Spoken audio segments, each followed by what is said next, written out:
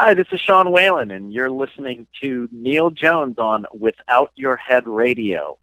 Keep your head on, or don't. Welcome to the station of decapitation without your head. I'm Nasty Neil, and I'm joined by horror icon Felissa Rose. Aw, yeah, you're so sweet. Thank you for having me. Thank you for coming on. It's good times here. So, absolutely. Yeah. Now you have a lot of new movies coming out. And we'll talk about some of them. And but something I always wondered about Sleepaway Camp was were your parents cool with you playing Angela? Oh my gosh, you know what? I have the coolest parents. My dad has since passed on, but my mom was so amazing about it. They read the script and they thought, this is really fun. This is a fun movie. And, they just figured it was kids at camp. And my mom did have a little bit of she felt like I shouldn't do the hands in the kill scenes. And that was her only reservation. So other than that, it was really just like, chill, and everybody was awesome. And we had the best time, like we were really at Sleepaway Camp. Yeah. And I would probably be the same way, because I was always allowed to watch horror movies since I was like 6, so they probably wouldn't have that's how I am with my kids. Yeah. But how were other after the movie came out? How were other kids towards you? Some kids. I took my whole 8th grade class to see the movie. And some of them were, thrilled by it and thought it was a super cool movie. And then other people, I think there were other kids who were afraid of me. And there were some bitchy girls because it was 8th grade and we were all like 13, 14 years old. Sure. So they weren't so nice. But I think the tougher girls sort of came and to my defense, and we kind of squashed that. So all in all, it was a great experience, and everyone was, was really wonderful about it. But then it kind of went away. This resurgence of 80s horror movies, from the internet and websites and conventions, for me, all started within the past 15 years, really. Yep. Just as a movie fan, getting on the internet and finding other people who like weird movies and stuff. It must be totally different. Someone who's actually in one of these movies. Did you know that it had a following? Did you think about the movie or?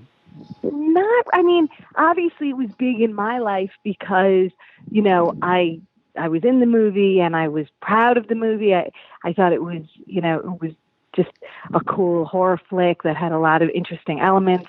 But as far as knowing that there was, anybody who even remembered it or knew about it, no, that hadn't, been really a part of my world. As I said, until Jeff Hayes, who runs SleepawayCampMovies.com, he got in touch with me. I want to say 99, 2000. And he said, there are all these fans and people who have made websites kind of, loving the movie and whatnot.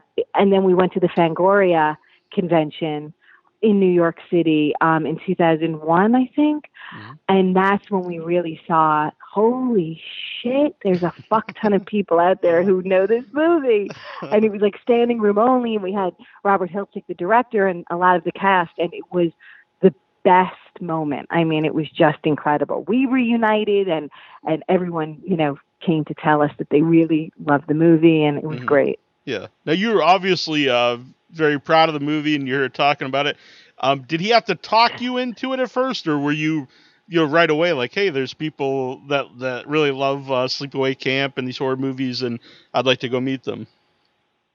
Oh my gosh, I love people. I mean, just by nature, I've always just loved all my friends and my family, and loved people. So for me, it was just a natural kind of progression. I'd love to meet, fans of the film or fans of horror and people who love the genre. That would be incredible. So that's how that was great for me. Now, I was very open to it. Yeah. Now, The stuff the last few years, there's been like a lot of photo ops where the actors will be in character, and I was just wondering if you would ever do a photo op where you'd have like a prosthetic uh, a penis for Would like a I wear photo op. my penis? Yeah, It's funny that you say that because I'm really close with a few promoters, and one of them has approached me, really.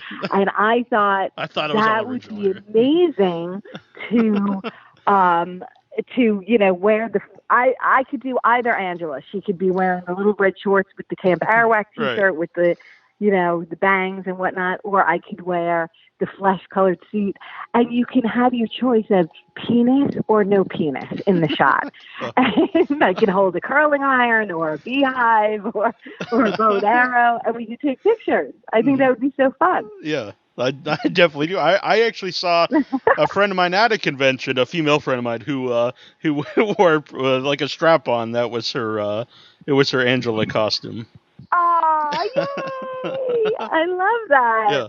I've seen a few people, and they've worn flesh-colored outfits, but then they have like a board across their, Uh-huh. their genitals, and it just says, MySpace or something. So That's good advertising because your eyes go right down there. So it's like, there you go. Yeah, you could put anything at this point, right. Let's see here. When I saw Whalen on a few months ago, he talked about meeting you for the first time, and you guys became really good friends. But he said the first time he met you, he got the impression like you were kind of scared of him. Or thought he was kind of weird? Do you remember this? Well, I don't know if he told you the whole story, but I'm on a site called like Hollywood is Calling, and you can call people who are in movies that you like and whatnot. And somebody bought him a phone call with me years ago. And so he called me, and I had no idea who was calling. And I would call the person and say, happy birthday. Yeah, it was a birthday message. Somebody bought him a birthday message. And so I called and said, happy birthday. And he's like, I'm an actor, and my name is Sean. I'm like, oh, cool. That's awesome. And then, that was it. And then a few years later, we were at a Days of the Dead convention in Indianapolis, I think. And he came running over to my table. And he's like, oh, my God, you don't understand. I love this movie. I love Sleepaway Camp. I've watched it a million times. And I'm like, okay, cool. That's really, thank you. That's wonderful. And then my friend Crystal, who was sitting with me, was like, you know who that is? That's Sean Whalen. And I'm like, oh, yeah, the guy from the milk commercial. But, yeah, we immediately clicked, and he's one of my closest friends, and I love Sean. He's a great person. Mm-hmm. Is his movie... Is it being made, the Crust? Crust? Yeah. We're right now kind of working on all the logistics of when and where and, putting it together. So it always comes down to schedules. I mean, we're all crazy and between conventions every weekend. And right now I'm fortunate, knock wood, to be on board. I'm producing several films. So I'm in pre-production on those. And it's just, one day at a time with my 3 kids and my husband and, working. It's trying to fit everything in. Sure.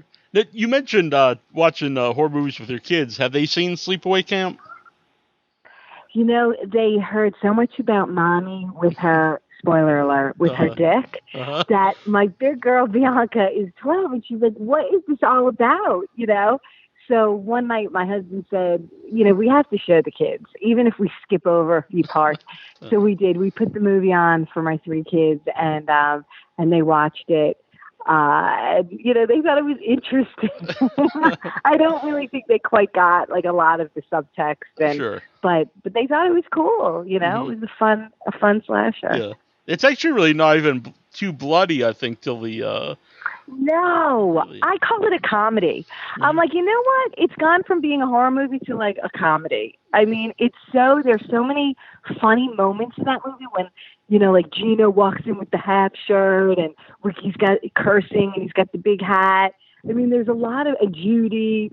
I've seen it recently with an audience in LA, and I swear we laughed so much. It was amazing. What's that experience like to watch, your movie with an audience?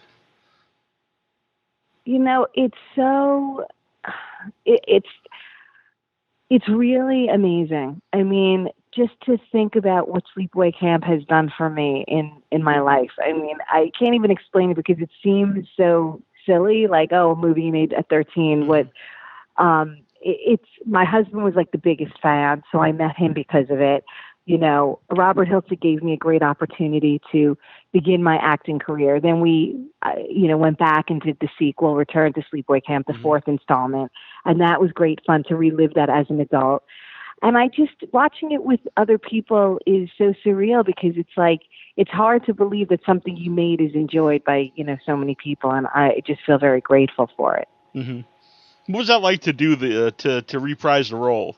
I really liked that movie, actually. Not just because you're here. I thought it was a lot of fun. Thank you. Mm-hmm. Thank you. I mean, I think it's so close to how, to what the original was. It's different than 2 and 3, which are wonderful. I love 2 and 3. I love Pam Springsteen.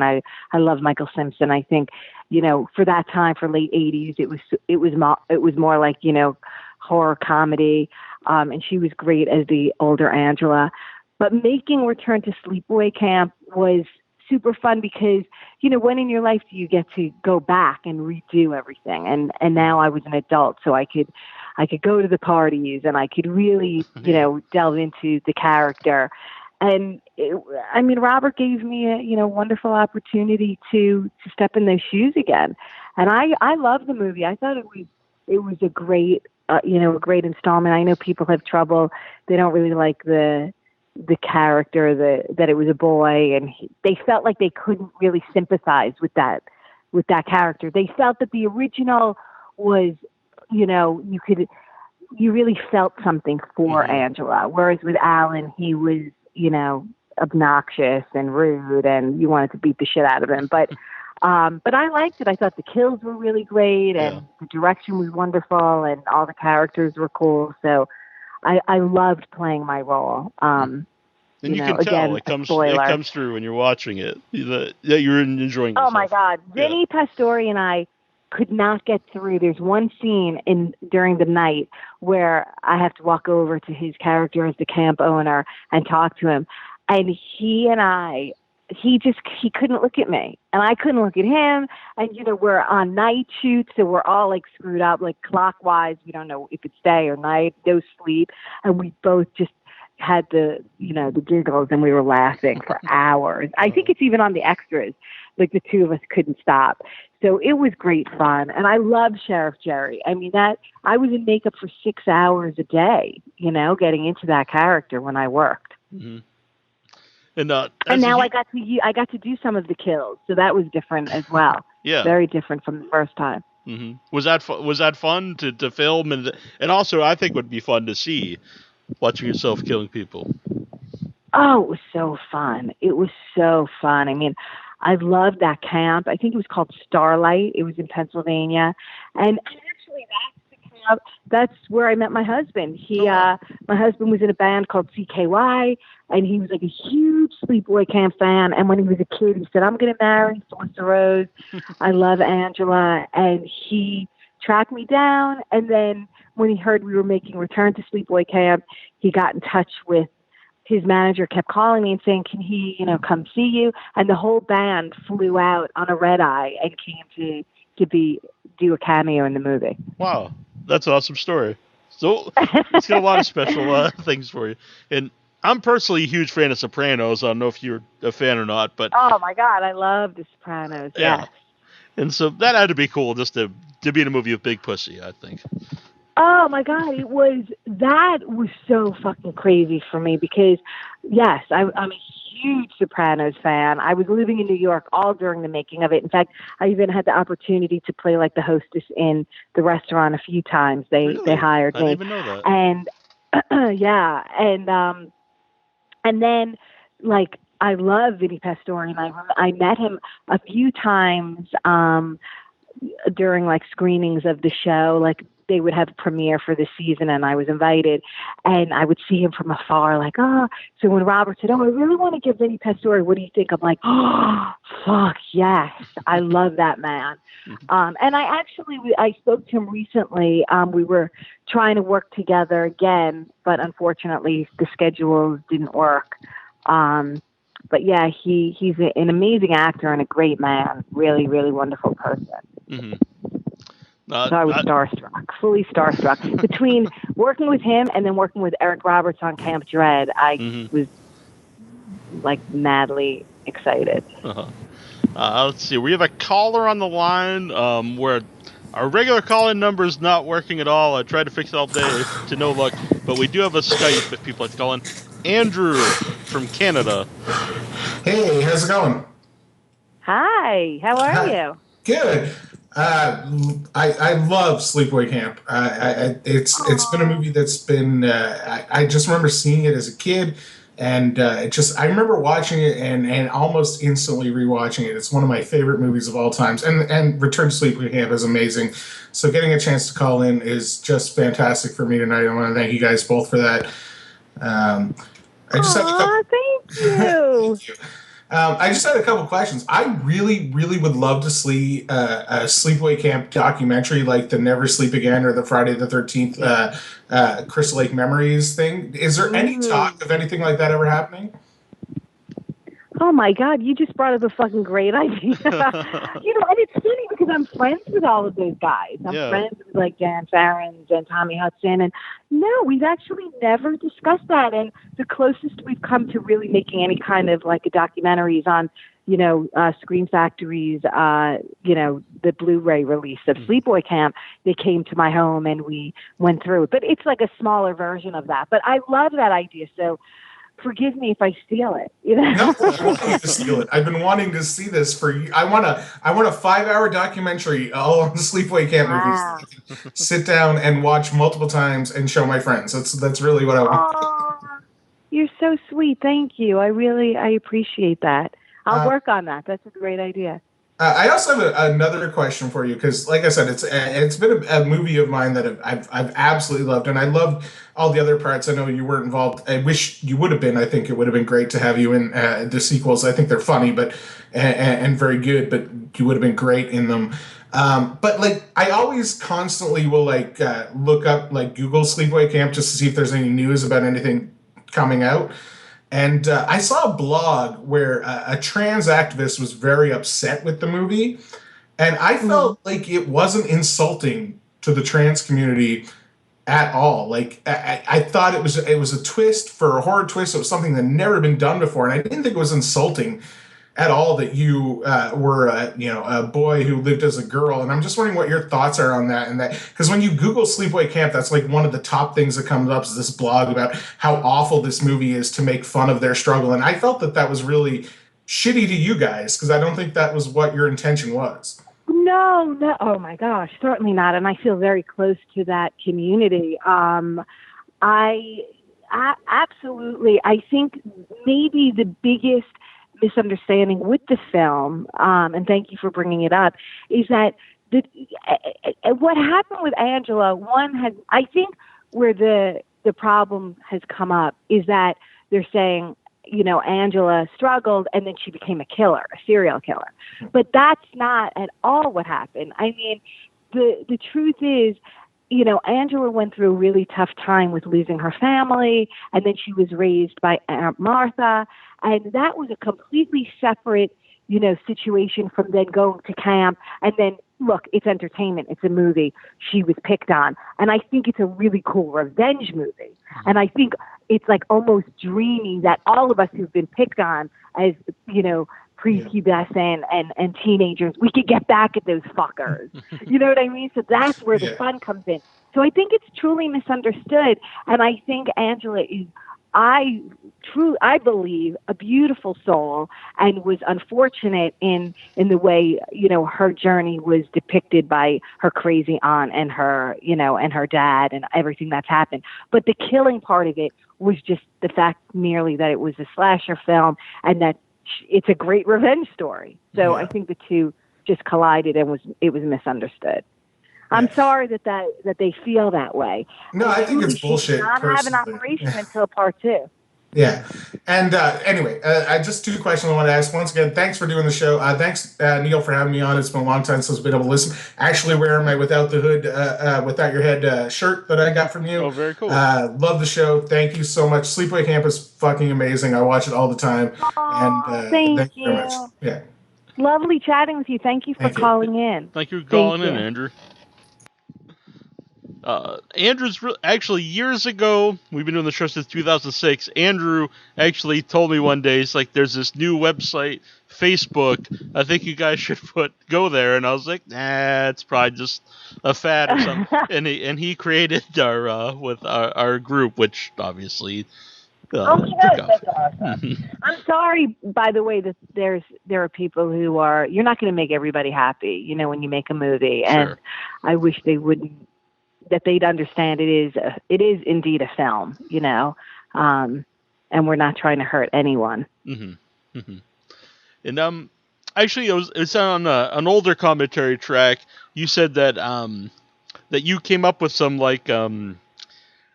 some character things about Angela that maybe aren't necessarily in the movie when you were playing or when you were 13.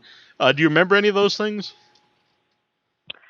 I mean, I just think, especially as a child, when you're creating, a character, when you're a child actor, you're using your imagination. And I just think that maybe when I was off wandering by myself, I just sort of gave her own little world. And you hope, even though the character is, ultimately at the end the killer, I tried to believe that you always want to love your character and see the good in her. So I just had my own little nuances and thoughts about her, and that she was a good person, really, ultimately, deep down inside. And that kind of coincides with what he was trying to say, that I'm sorry there are trans people who feel that she, maybe she wasn't drawn out as such a good person, and their struggle is real. And I do understand that deeply as a person, as a human.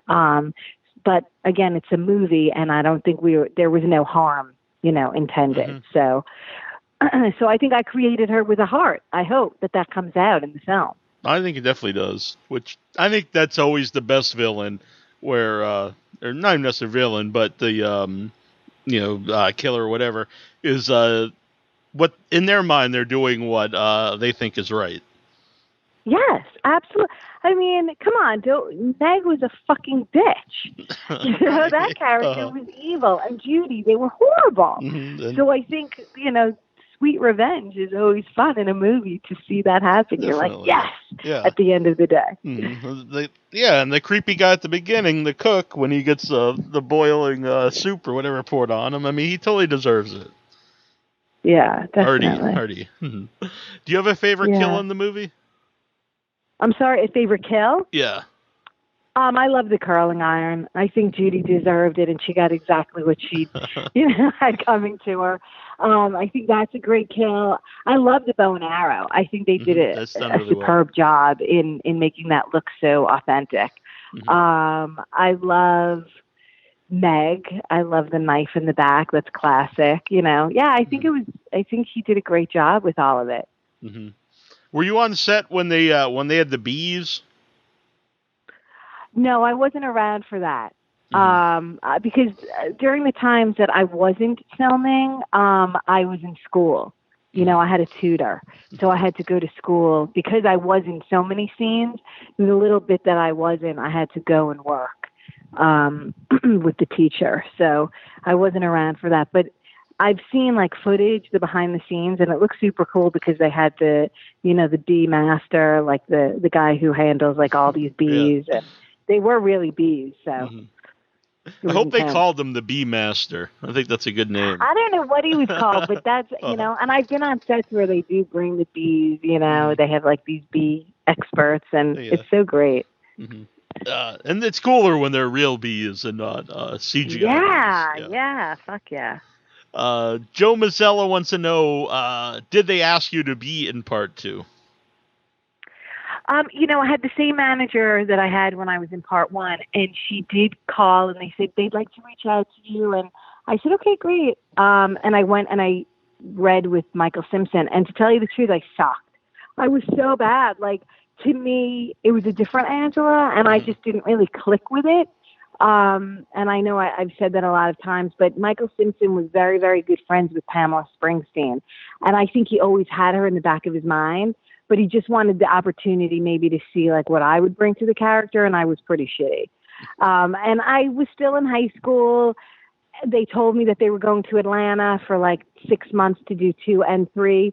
And I had just gotten admitted into NYU Tisch School of the Arts, early admission. So they weren't going to save my place. I called and said, is there a chance that I could get back in if I went off and did these movies? And they said, no.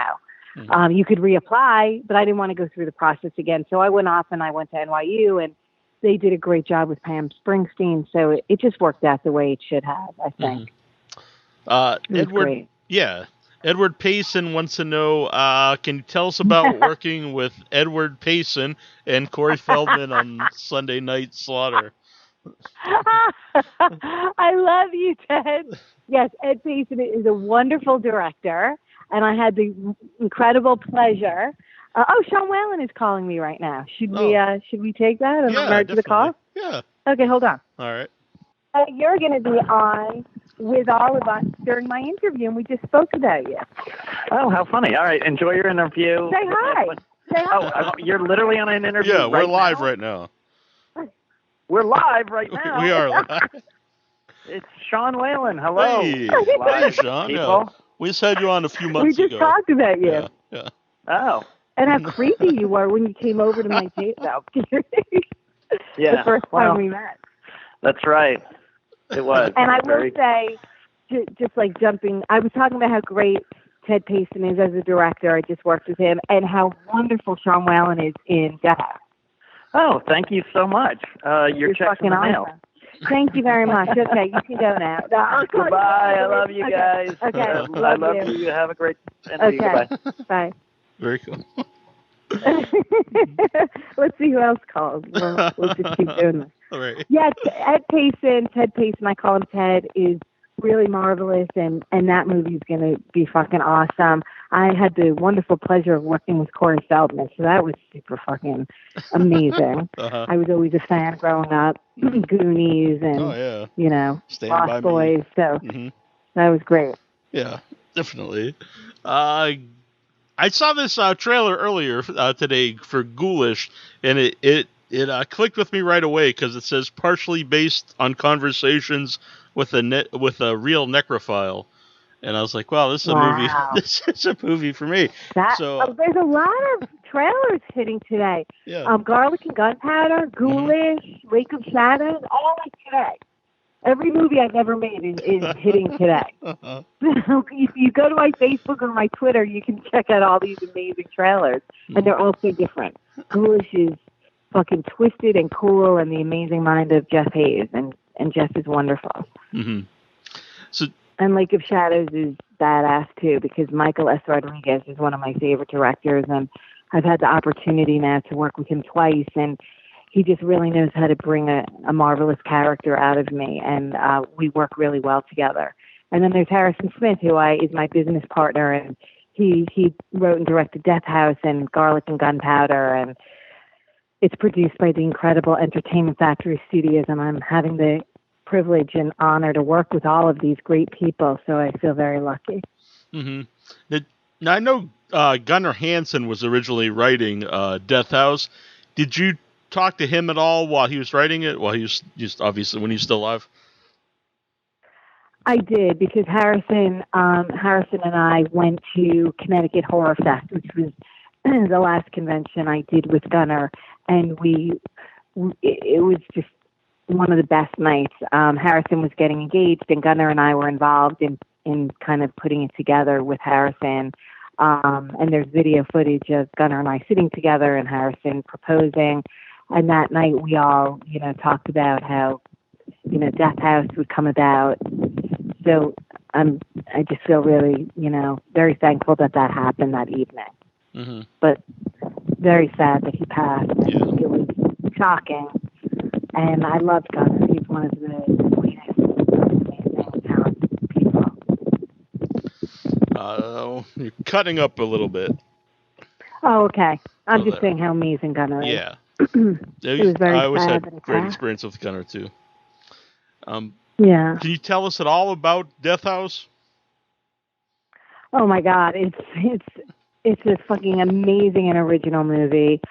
We just screened it at Scaricon a couple of weekends ago, and the performances are wonderful, and it's just totally very science fiction, very deeply gross, a lot of horrific elements. I'm really so happy with the way it turned out. It's great. It's great. You have to see it a few times, I think, because there's so much involved and so many wonderful actors attached to this. It's I think everybody will really enjoy it. Yeah, and I would assume it's got to be a big hit when it plays at the festivals or conventions. Oh my God! When it's in front of an audience, at a convention, it's terrific. So yeah. So thank you. I'm glad we got to talk and mention all of these cool. Thank you so much. Definitely. And how can people find you if they not like at your house, but if they want to follow you online? What did you say? I said not find you at your home, but like if they want to. Oh, then you could. Yeah, I'm like that. Everybody can come hang out at my house. My website, which is run by the amazing Andrew in the UK, is FelissaRose.com. And then I'm always on Instagram, which is FelissaRose123. And Twitter is Felissa_Rose. And Facebook, I have 2 pages, Felissa Rose Esposito Miller and Felissa Rose Esposito. And I'm on social media a lot, and I love interacting with everyone. One thing is I really despise the word fan. I just think it's not a good word. It just sort of, insinuates like, oh, you have this person and then somebody's just like kind of a fan of their stuff. And I think we're all friends. And I'm happy to meet everyone at conventions, and even on social media, we're all friends. There's no. It's a big community. We all love the genre. Yeah. What's that? It's a community of. It's a community. Yeah. Doesn't fan sound like? I agree 100%.